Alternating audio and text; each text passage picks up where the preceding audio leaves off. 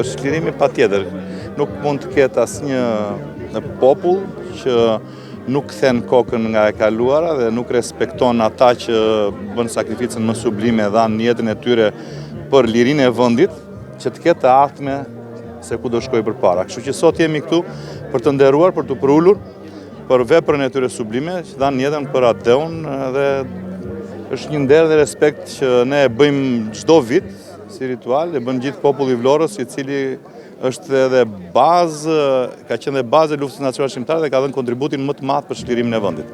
Po sot jemi mbledhur për një ditë të shënuar, është 29 nëntori, është një ditë që përkujtimon që kujton çlirimin e vendit dhe realisht sakrifica e gjithë brezave që ne mundohemi ta mbajmë gjallë dhe duhet t'ia transmetojmë edhe brezave të tjerë për këtë ditë të shënuar, sepse është një luftë që askush nuk mund ta mohojë dhe që gjithë shqiptarët duhet janë krenar. Të penës dhe të pushkës, o partizanët e nderit, armikut i dhatë të merrin, keshët komandantën verin, rrofshi.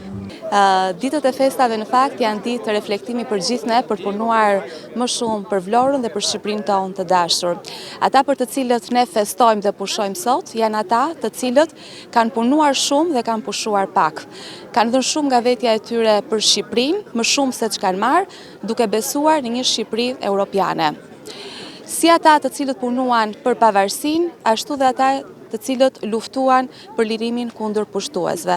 Ndaj dhe ne sot kemi detyrimin historik, moral dhe ligjor të punojmë më shumë për të çuar më tej mesazhet që ata lanë. Nëse gjithë secili prej nesh bën punën që i takon, do të kemi një Vlorë më të mirë dhe një Shqipëri më afër Europës. Gëzuar festat për të gjithë, të punojmë të gjithë së bashku dhe të bëjmë punë të mira për Vlorën, për çdo qytetar që e do qytetin e tij. Faleminderit. Në datën 29 nëntor, në ditën e çlirimit të vendit, ne kemi bërë një ceremoni për të nderuar gjakun e tyre, sakrificën e tyre, për të gëzuar ne gjithë sot lirinë që ndonjëherë e marrim edhe të mirëqen.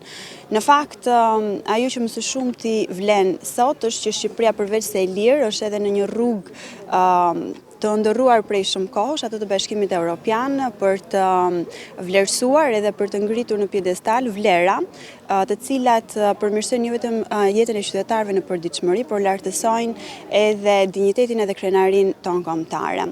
Uroj gjithë shqiptarët gëzuar 29 nëntorin, ditën e çlirimit të vendit dhe uroj që të kenë vetëm begati, mirësi edhe dashuri.